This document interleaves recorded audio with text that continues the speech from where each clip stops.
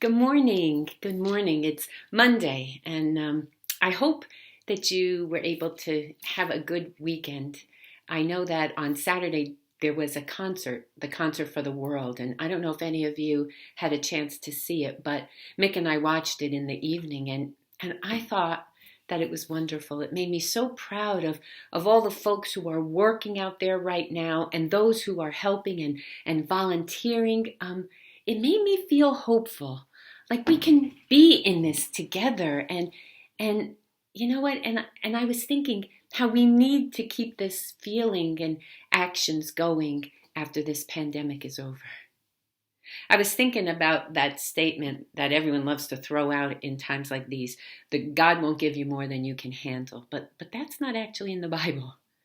God does say he won't allow us to be tempted beyond what we can bear, and that he always provides a way out.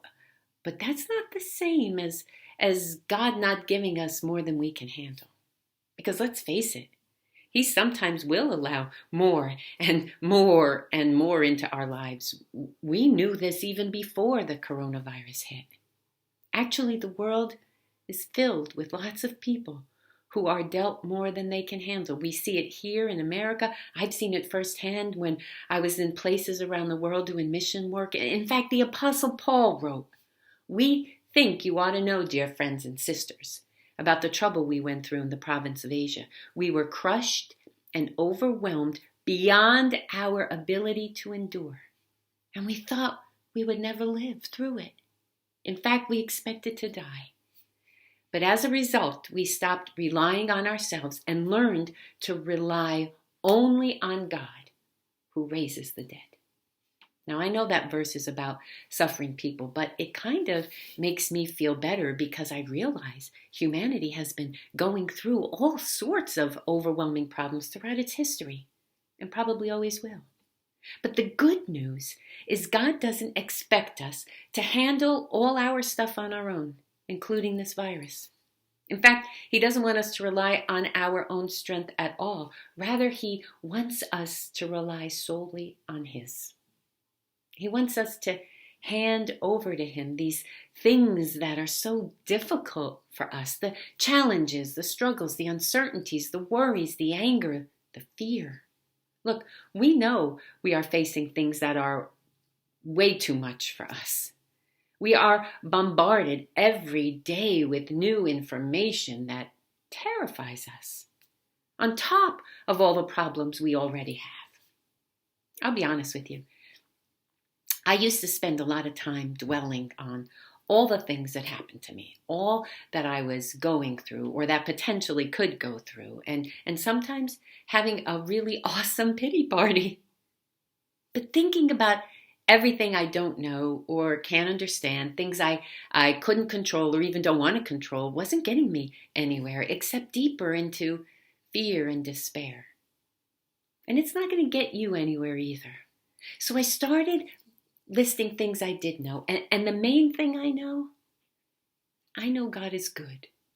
I don't always know the details of God's good plan, but I can make his goodness the starting place to change my perspective. And so each day I begin by thanking him for his goodness to me, for getting me through the night and allowing me a new day, a day where anything is possible.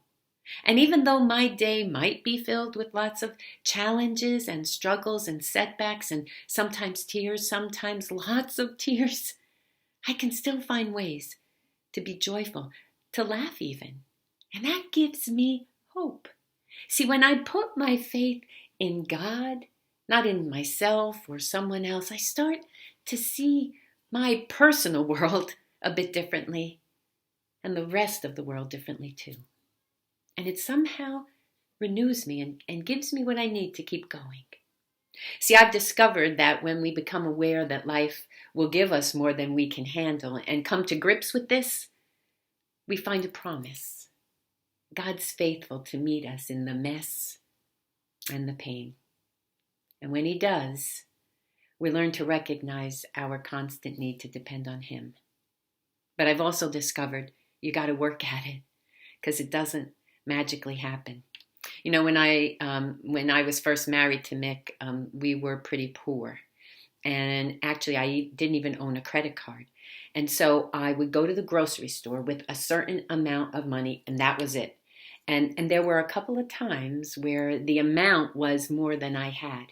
And I had to have the cashier take items back. And I think of that when I think of giving God back my troubles, because they are more than I can handle, more than I feel equipped to deal with. And as I give them back, my anxiety goes down just like that total at the register. So here's what I suggest. How about today you begin to practice by giving each day just the 24 hours before you to God and all of its troubles as well, before they even happen. Think about God's goodness to you and ask God to help you rely on Him more than yourself or anyone else for that matter.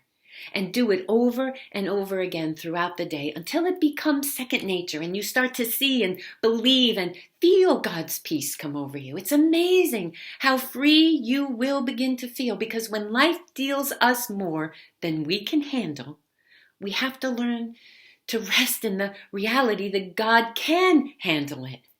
At least we have to try to.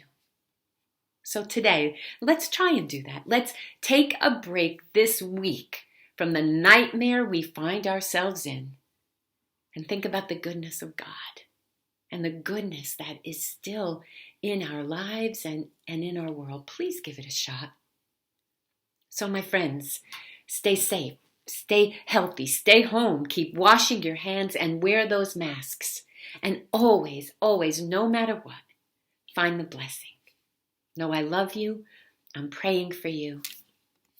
And we will be okay. We really will. So God bless you, and I'll see you tomorrow. And always, peace.